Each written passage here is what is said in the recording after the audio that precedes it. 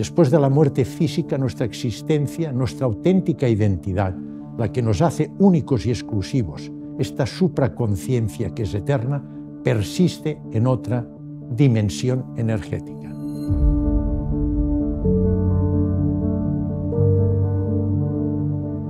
A lo largo de mi vida profesional, he atendido pacientes diagnosticados de muerte clínica por distintas causas. Aplicando las medidas de reanimación cardiorrespiratorias, masaje cardíaco, punción intracardíaca con adrenalina para estimular la contractibilidad cardíaca, ventilación mecánica asistida con oxígeno al 100% y la aplicación del DEL, desfibrilador, descargas con el desfibrilador, de los pacientes que hemos conseguido recuperar, es decir, devolver a la vida, algunos de ellos nos han manifestado una serie de vivencias y experiencias que definimos como experiencias cercanas a la muerte.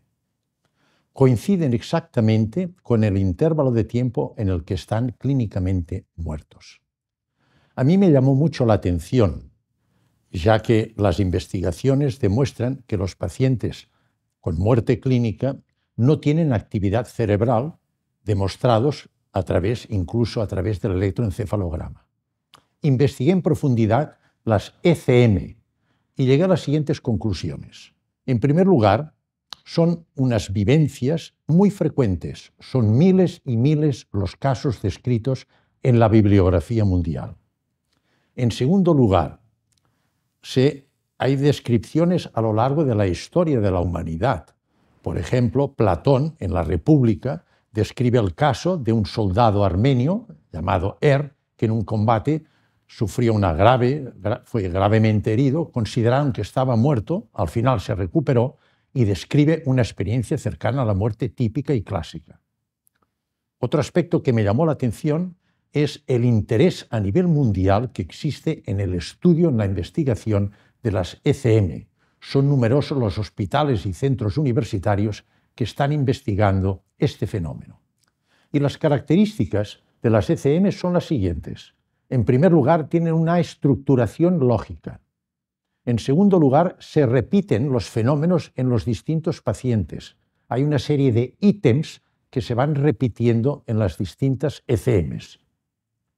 Es decir, las diferencias son más de matiz que no conceptual en las ECM de un paciente con otro. En tercer lugar, los pacientes se acuerdan durante toda su vida de la ECM. Incluso cuanto más tiempo pasa, más presentes están en su mente. Y finalmente condicionan un gran impacto en su concepción existencial, hasta el punto que provoca un cambio profundo en su dinámica vital, en su rol vital. La formación mía como médico, que es la que yo imparto a mis estudiantes de medicina y a los residentes de mi servicio, pues se fundamenta en el método científico cartesiano y newtoniano. El método científico, que se fundamenta en una ontología materialista, en un monismo material, considera estructuralmente el ser humano formado por cuerpo, que es materia, y mente con todas las funciones mentales, que no tienen una base, un sustrato material, son funciones anímicas, como la conciencia, la memoria, pensamientos, recuerdos, sentimientos, emociones. Todos estos fenómenos anímicos, el método científico los define como epifenómenos, es decir, que son consecuencia de la actividad metabólica de las células cerebrales, las neuronas. Con esta visión materialista, el propio Descartes, uno de los padres del método científico, definió la vida con una frase que ha pasado a la historia: pienso, luego existo. Pero inmediatamente nosotros podemos deducir de esta frase, aplicando la segunda ley de la termodinámica, que dice que todo tiene tendencia al desorden, a la entropía, la muerte supone la desestructuración de nuestro cuerpo y la muerte celular. Entonces el paciente deja de pensar y por lo tanto deja de existir. Según el método científico, podemos asegurar que la muerte física supone el fin de nuestra existencia. Entonces yo me continuaba preguntando, ¿y cómo puede ser que un paciente que clínicamente está muerto, que no tiene actividad mental, ni cardíaca, ¿Cómo puede ser que manifieste esta serie de experiencias cercanas a la muerte? Consulté este fenómeno, que yo no tenía con mi formación, honestamente no tenía explicación en cuanto a su fisiopatología, es decir, a su mecanismo íntimo de producción. Consulté con otros expertos, psiquiatras, psicólogos, neurólogos y neuroradiólogos. Al comentarles este fenómeno, todos ellos me contestaron que se trataba de alucinaciones, es decir, manifestaciones provocadas por las propias neuronas alteradas a consecuencia de la falta de irrigación cerebral a la cual ellas son tremendamente sensibles. Pero entonces, comparando las alucinaciones con las experiencias cercanas a la muerte, pudimos comprobar, en primer lugar, que los desencadenantes de las alucinaciones no son los mismos que las ECM. En segundo lugar, las ECM tienen una estructuración lógica, mientras que las alucinaciones son totalmente absurdas. En tercer lugar, vimos que las ECM se repiten una serie de ítems en todos los pacientes. En cambio, las alucinaciones son totalmente distintas, no tiene ninguna relación la alucinación de un paciente con la de otro. También podemos recordar que las ECM, el paciente se acuerda toda su vida, incluso cuanto más tiempo pasa, más presentes están en su mente. La alucinación no solo se olvidan totalmente de las alucinaciones los pacientes, sino que les da vergüenza y no quieren ni siquiera hablar con ellas. Por lo tanto, el último aspecto, que es que las ECM condicionan un impacto psicológico, especialmente en la concepción existencial, muy profundo, esto no se presenta en absoluto en las alucinaciones. Es evidente que tanto los desencadenantes como la clínica de las alucinaciones es totalmente distinta de las ECM.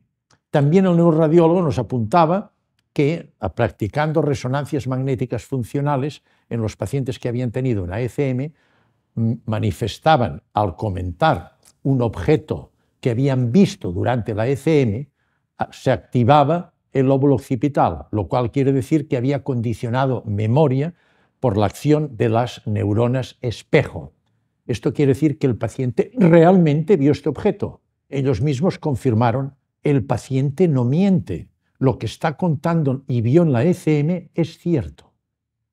Ante esta situación es evidente que el método científico no nos explica en absoluto la fisiopatología, mecanismo profundo de producción de las experiencias cercanas a la muerte. Recurrí entonces a otra disciplina, la física teórica, la mecánica cuántica, este último concepto introducido por Max Planck, premio Nobel, en 1900 la introdujo y demostró que la energía es directamente proporcional a la frecuencia de las ondas electromagnéticas. Pues bien, hablando con físicos teóricos, me contaron los principios y las leyes fundamentales de la física teórica que después aplicaremos de una manera conceptual, como hemos hecho con el método científico, para explicarnos la estructura del ser humano. La primera ley que me dijeron es que el elemento estructural básico del universo, según la física teórica, no es la materia, sino que es energía. Todo es energía. Y la energía tiene dos propiedades fundamentales. Ni se crea ni se destruye, se transforma en otros tipos de energía. Y en segundo lugar, la energía está en continuo estado vibratorio y se propaga en ondas electromagnéticas de frecuencia e intensidad variable. Bien, ¿cuáles son los principios fundamentales de la física teórica que pueden ayudarnos a entender los fenómenos de las experiencias cercanas a la muerte? Como veremos, estos principios, algunos de ellos tienen un gran paralelismo con los fenómenos de las experiencias cercanas a la muerte. Primer principio, descrito por Louis de Broglie, premio Nobel. Él comprobó que las partículas subatómicas, que es lo que estudia la física teórica, se pueden encontrar en el mismo momento en varios lugares. Y por otra parte, a veces se manifiestan como partículas, como materia, y otras veces se manifiestan como ondas, como energía. Este principio se llama superposición de estado.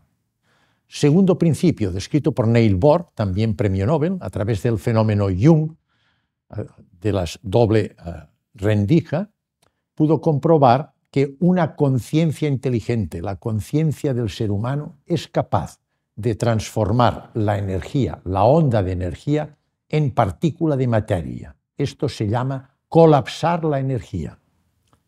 El ser humano, con su conciencia inteligente y su inteligencia, puede transformar la energía en materia, colapsar la energía. Esto es importante porque elimina totalmente el concepto del determinismo del método científico. Tercer principio, descrito por Heisenberg, también premio Nobel. Intentó calcular la posición y velocidad de los electrones. Le fue imposible. Esto es importante porque introdujo el principio de incertidumbre o indeterminación, que determina que las partículas subatómicas no siguen la ley de causa-efecto, sino que se mueven en un campo de probabilidad.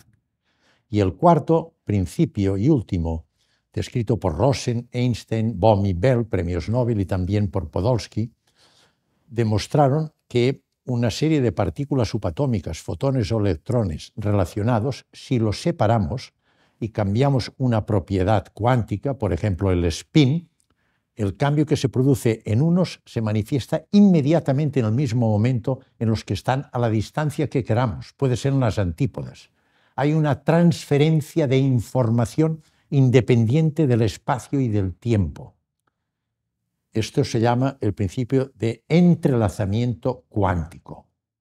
Bien, aplicando estos principios de la física teórica a una visión estructural del ser humano, podemos definir al ser humano como cuerpo, que es materia, y esto desde el punto de vista cuántico sería energía de baja frecuencia, energía colapsada a materia. También es importante introducir aquí el concepto de que toda estructura sólida, desde el punto de vista cuántico, está vacía, y esto es consecuencia de la gran distancia que existe entre las partículas subatómicas.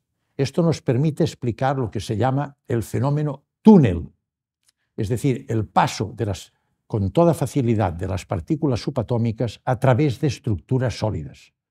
Esto nos explica perfectamente, hay un gran paralelismo con lo que nos cuentan los pacientes, que es que con toda facilidad durante la experiencia cercana a la muerte tienen la capacidad de atravesar estructuras sólidas. Un paciente que intentó tocarme pasó a través mío, una paciente, o pasar a través de estructuras sólidas como puede ser paredes. En segundo lugar, desde el punto de vista cuántico, el cuerpo humano tiene la actividad mental. Pues bien, todas las funciones mentales, pensamientos, conciencia, recuerdos, memoria, son energía de alta frecuencia que se manifiestan como ondas electromagnéticas que se pueden registrar en electroencefalograma. Y finalmente, hemos de aceptar que existe una conciencia no local que tiene continuidad fuera del cerebro, que continúa fuera del cerebro, que persiste a pesar de la muerte física y que nos explica los fenómenos de la transferencia de información que refieren estos pacientes en la ECM, independiente del espacio y del tiempo, que tiene un gran paralelismo, por ejemplo, con el entrelazamiento cuántico. También nos explican el paso, esta conciencia no local, que nos explica el paso a través de estructuras sólidas, como he comentado, por el fenómeno del túnel, y que esta conciencia no local la definen distintos autores con el nombre de conciencia no local, otros como espíritu, y a mí personalmente me gusta definirla como supraconciencia. Es una conciencia que está por encima de la conciencia local o neuronal. Recordemos que esta conciencia es una energía sutil y toda energía es ondas electromagnéticas y por lo tanto es información. Por lo tanto, desde el punto de vista estructural, hemos de definir y concluir que el ser humano es cuerpo, energía de baja frecuencia, mente, energía de alta frecuencia, y conciencia no local, que es una energía de altísima frecuencia y que explica estos fenómenos propios de la experiencia cercana a la muerte. Esta conciencia no local o supraconciencia es nuestra auténtica identidad, es la que nos hace únicos y exclusivos, y es holística respecto a la conciencia primera, a la inteligencia primera, al diseñador inteligente, al principio de todas las religiones. Por lo tanto, en relación el concepto holístico al término matemático descrito por Mandelbrot de fractal, tiene las propiedades de la conciencia primera, que son la omnipresencia, es eterna, la omnisciencia, lo sabe todo, recordemos la intuición, y finalmente tiene la omnipotencia, recordemos la creatividad. Por lo tanto, podemos concluir diciendo que la muerte física no es el fin de nuestra existencia. Después de la muerte física, nuestra existencia, nuestra auténtica identidad, la que nos hace únicos y exclusivos, esta supraconciencia que es eterna, persiste en otra dimensión energética. Esta es una de las conclusiones que podemos sacar en el estudio profundo de las experiencias cercanas a la muerte.